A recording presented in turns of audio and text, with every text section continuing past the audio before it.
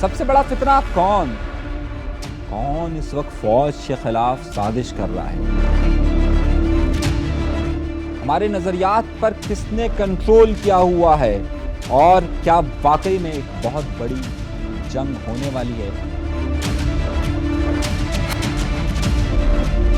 آخر مرزا انجینئر کے خلاف لوگ اتنا کیوں بول رہے ہیں؟ ایک مذہبی اسکالر کا کام سیاست پر گفتگو کرنا ہے یا نہیں ہے؟ بہت اہم چیزیں آپ کے سامنے رکھنے والا ہوں، پروگرام ضرور۔ اپنے پروگرام کا باقاعدہ آغاز کرتے ہیں اپنے پروردگار کے شکر سے۔ آپ دہل کر رہ گئے ہوں گے، چونک گئے ہوں گے کہ آخر انجینئر مرزا کو ایسی کیا پڑی کہ انہوں نے عمران خان کے متعلق یہ بات کہی۔ عمران خان کے متعلق انہوں نے کیا کہا، یہ سننا بہت زیادہ ضروری بھی ہے اور اہمیت کا حامل بھی ہے۔ انہوں نے دو پہلوؤں پر بات کی۔ سب سے پہلا نقطہ مرزا صاحب نے یہ کہا، مرزا صاحب کا عام طور پر اگر آپ نے دیکھا ہوگا کہ مختلف مسالک کے علماء کرام سے آئے دن کوئی نہ کوئی تصادم ہوتا رہتا ہے، چاہے وہ بریلوی علماء ہو، چاہے وہ دیوبند علماء ہو، چاہے پھر اہل تشیع علماء ہو یا پھر اہل حدیث علماء ہو۔ عام طور پر مرزا صاحب وہ گفتگو کرتے ہیں جس کے ذریعے ہم یہ کہہ سکتے ہیں کہ جناب بہت زیادہ ان کی کنٹروورسیز کریٹ ہو جاتی ہے۔ ان کنٹروورسیز کریٹ ہونے کا معاملہ اب سیاست تک آ چکا ہے۔ اس کے بعد خاص طور پر ایک وقت ایسا بھی تھا کہ اسی مرزا محمد علی صاحب کو بہت سارے لوگ جو تحریک انصاف کے لوگ تھے وہ بہت زیادہ پسند کیا کرتے تھے، مگر پچھلے دنوں تحریک انصاف نے ان کے خلاف ایک بہت بھاری کیمپین شروع کی۔ نہ صرف انہیں غدار قرار دیا گیا بلکہ انہیں کافر بھی قرار دیا گیا اور تحریک انصاف نے بہت کچھ کہا۔ اب مرزا صاحب نے ایسا کیا کہا؟ دو باتیں تھیں، دو پہلو تھے۔ سب سے پہلا یہ تھا کہ عام طور پر انہوں نے کہا کہ ٹی ٹی پی والے جو دہشت گرد ہیں، یعنی کہ انہوں نے تحریک طالبان پاکستان کو دہشت گرد قرار دیا۔ جو تحریک طالبان پاکستان کے جو دہشت گرد کا لفظ انہوں نے استعمال کیا، وہ لوگوں کو قتل کرتے ہیں، یعنی کہ ہزاروں لوگوں کو قتل کر دیتے ہیں اور وہ فوجی تنصیبات پر حملے بھی کرتے ہیں، وہ عام شہریوں کو مارتے بھی ہیں۔ یہ مرزا محمد علی فرما رہے ہیں۔ پھر انہوں نے کہا کہ لیکن عمران خان اس سے زیادہ فسادی ہے۔ لفظ استعمال کیا انہوں نے کہ عمران خان اس سے زیادہ فسادی ہے، یعنی کہ فتنہ پھیلاتا ہے۔ اب ظاہر سی بات ہے کہ عمران خان پر بات ہو اور عمران خان کے چاہنے والے اس حد تک ہیں کہ آپ کو معلوم ہے کہ سوشل میڈیا پر ان کا مکمل کنٹرول ہے۔ اس کے بعد انہوں نے مرزا صاحب کا جینا دوبر کر دیا، لیکن انہوں نے کہا کیا، وہ بہت اہم بات ہے۔ دیکھیے بات یہ ہے کہ عمران خان کو یہ کریڈٹ ضرور جاتا ہے کہ عمران خان نے سوشل میڈیا کا بھرپور استعمال کیا۔ انہوں نے سوشل میڈیا پر ایسے انفلوئنسرز اپنے کریٹ کیے کہ جو کوئی بھی چیز کا ایک نظریہ بناتے ہیں، آئیڈیالوجی بناتے ہیں، کوئی بھی ایک ماحول ڈیولپ کرتے ہیں، اس کی اینگلنگ دیتے ہیں اور اس کے بعد لوگوں تک وہ پہنچاتے ہیں۔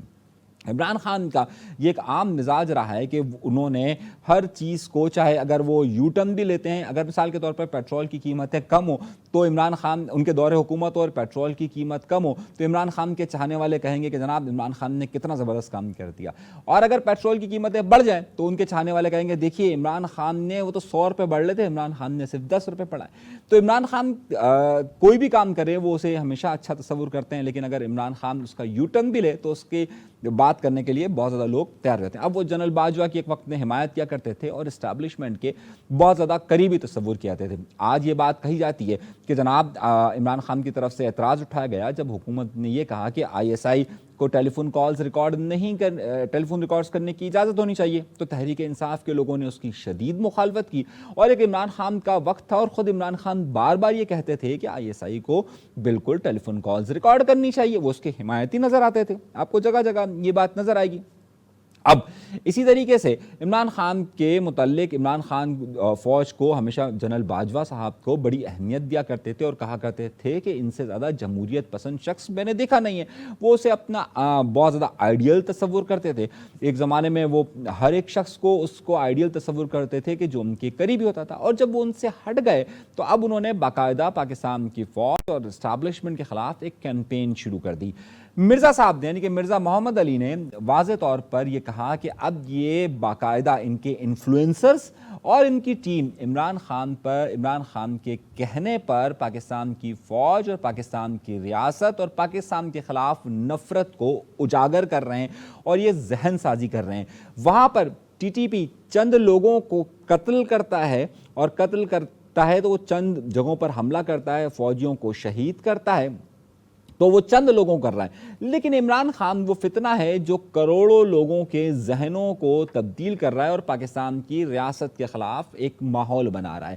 اب اس کی ایک مثال انہوں نے یہ بھی دی کہ آپ کو یاد ہوگا کہ 9 مئی کا واقعہ رونما ہوا جس کو عمران خان کی پارٹی ڈینائی کرتی ہے، لیکن اسٹیبلشمنٹ اور تمام لوگ اس بات کو مانتے ہیں کہ انہوں نے باقاعدہ پری پلان طریقے سے پاکستان کی فوجی تنصیبات پر حملہ کیا۔ پچھلے دنوں آپ نے دیکھا ہوگا کہ بنوں میں ایک واقعہ پیش آیا اور بنوں میں دہشت گردوں کے حملے ہوئے، اور اس کے بعد بنوں کی عوام نے وہاں پر جو دھرنا دیا یا جو احتجاج کیا وہ کینٹ میں جا کر کیا، بالکل 9 مئی کی طرح انہوں نے کرنے کی کوشش کی۔ در حقیقت عمران خان کے متعلق یہ کہا جاتا ہے کہ انہوں نے لوگوں کا ذہن یہ بنایا ہوا ہے کہ جناب وہاں جا کر حملہ کریں یا وہاں جا کر آپ پروٹیسٹ کریں، اور یہ جو بنوں والا واقعہ ہوا وہ بھی اسی کی نشانی ہے۔ تو در حقیقت مرزا محمد علی نے اس بات کا اشارہ کیا کہ عمران خان صاحب لوگوں کے ذہن تبدیل کر کے پاکستان کی ریاست کو کمزور کرتے ہوئے پاکستان کو تقسیم کرنے کے فارمولے کی طرف جا رہے ہیں، اور وہ فتنہ پھیلا رہے ہیں، وہ فساد پھیلا رہے ہیں۔ اور انہوں نے یہ بھی کہا کہ وہ آج فوج کے خلاف جو باتیں کر رہے ہیں کل ان کی حمایت میں کر رہے تھے۔ تو اب دو پہلو ہیں، ایک بات تو یہ ہے کہ یہ تشبیہ دی جا رہی ہے کہ عمران خان کے انفلوئنسرز جو ہیں وہ اس وقت پاکستان کے کروڑوں لوگوں کو اور پاکستان سے باہر موجود کروڑوں لوگوں کے ذہن سازی تبدیل کر رہے ہیں۔ اب اس کا اثر کیا ہوا؟ یہاں تک تو بات آپ نے مرزا محمد علی صاحب کی ہو گئی۔ اب مرزا محمد علی صاحب کی اس بات کے بعد تحریک انصاف کے جو انفلوئنسرز ہیں، چاہے اس میں آپ کے پاس مختلف یوٹیوبرز ہو، ٹویٹر پر بات کرنے والے لوگ ہوں، فیس بک پر بات کرنے والے لوگ ہوں، انسٹاگرام پر بات کرنے والے لوگ ہوں، مختلف اسپیسز میں بات کرنے والے لوگ ہوں، یا پھر اس وقت پاکستان سے باہر وہ لوگ موجود ہوں جو بہت ہی زیادہ الگ طرح کی رائے دیتے ہیں۔ اس پر میں آپ کو اگلے ویلاگ میں ایک چیز بتاؤں گا یا اگلی اس میں بتاؤں گا کہ آخر وہ کون لوگ۔ اس کے بعد انجینئر مرزا محمد علی صاحب کے خلاف ایک باقاعدہ تحریک شروع ہو گئی۔ انہوں نے کہا، اس میں مرزا محمد علی نے ایک اور نقطہ بھی کہا کہ بھائی اگر عمران خان اس وقت اگر نہیں مرے، لفظ بڑا اہم استعمال کیا، بہت اہم لفظ استعمال کیا، جس کے بعد تحریک انصاف کے لوگوں کو بہت زیادہ غصہ آیا، اور وہ یہ تھا کہ اگر عمران خان نہیں مرے تو اور جیل سے رہا ہو گئے تو، دو لفظ ہیں جملے کے، دو پہلو پہ غور کیجئے گا، بڑا اہم یہ تھا کہ اگر وہ زندہ رہے، اب ظاہر ہے اللہ تعالیٰ سب کو صحت دے، عمر دے، وہ عمران خان کے متعلق لفظ استعمال کر رہے ہیں کہ اگر عمران خان زندہ رہے تو، اس کا مطلب ہے کیا انہیں کوئی ایسی اطلاع موجود ہے کہ جس کے بارے میں وہ یہ فرما رہے ہیں کہ عمران خان زندہ رہیں گے یا نہیں رہیں گے؟ اگر عمران خان زندہ ہو، اب نقطہ بڑا اہم ہے،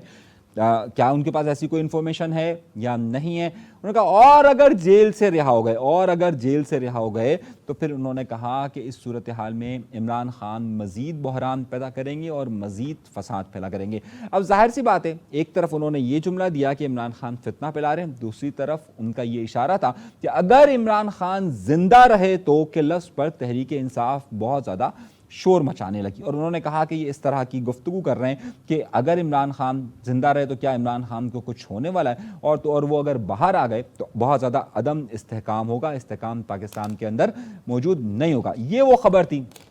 کہ جس کے بعد تحریک انصاف کے یہ ایک مہم شروع کر دی کہ اور ان کے مختلف کلپس نکال کر سامنے لانا شروع کر دی۔ ایک وہ کلپ بھی تھا کہ جس میں مرزا صاحب نے پاکستان کی اسٹیبلشمنٹ یعنی پاکستان کی فوج کے حوالے سے بھی یہ کہا ہوا تھا کہ جناب پاکستان کی فوج اس وقت جو قدم اٹھا رہی ہے اس سے استحکام نہیں ہوگا۔ تو انہوں نے یہ کہنا شروع کر دیا تحریک انصاف کے لوگوں نے کہ دیکھیے پہلے یہ بات کر رہے تھے کہ جناب ابھی اسٹیبلشمنٹ کے خلاف بات کر رہے تھے، آج یہ اسٹیبلشمنٹ کے کہنے پر یہ بات فرما رہے ہیں کہ اسٹیبلشمنٹ کی زبان یہ بات کر رہے ہیں، اور اسی وجہ سے انہوں نے اس پر تنقید شروع کر دی۔ انجینئر مرزا محمد علی نے کہا کہ جناب یہ میری اپنی رائے ہے، مجھے کسی نے نہیں کہا، اور یہ زمینی حقائق ہیں۔ اگر آپ تاریخ کا موازنہ کریں تو آپ کو اندازہ ہوگا کہ اس وقت جس قدم راستے پر عمران خان موجود ہیں اس کا یہ اثر ہو رہا ہے۔ تحریک انصاف کے لوگوں نے یہ الزام عائد کیا کہ یہ ایک دینی معاملات پر گفتگو کریں، سیاسی معاملات پر یہ بہت ناپختگی کا اظہار کر رہے ہیں، اور ان کے تعلقات کیونکہ متعلقہ حلقوں سے یا اشرافیہ سے ہیں اور یہ اپنی دکان مضبوط کرنا چاہتے ہیں، اس وجہ سے یہ اپنی گفتگو کر رہے ہیں۔ خیر اس وقت مرزا محمد علی اور ان کے ساتھ ساتھ جو آپ کو معلوم ہوگا کہ یہ معاملہ شاہد آفریدی کے خلاف بھی اس وقت جاری ہے، شاہد آفریدی کے خلاف بھی اس طرح کی گفتگو کی جا رہی ہے، تو مرزا محمد علی کے خلاف اس وقت ایک بھرپور مہم کا سلسلہ شروع ہو چکا ہے۔ اچھا یہ مہم کا سلسلہ صرف ایسا نہیں ہے، آپ آپ نے دیکھا ہوگا پچھلے دنوں سوشل میڈیا پر کچھ ایسے پوسٹرز بھی آئے کہ جس میں تحریک انصاف کے جو سپورٹرز یوٹیوبرز ہیں جو ملک سے باہر جا چکے ہیں، اور تحریک انصاف کے بہت سے رہنماؤں کے پوسٹرز اس طریقے سے دکھائے گئے کہ جیسے وہ پاکستان کی مختلف عمارتوں پر لگے ہوئے ہیں۔ خیر،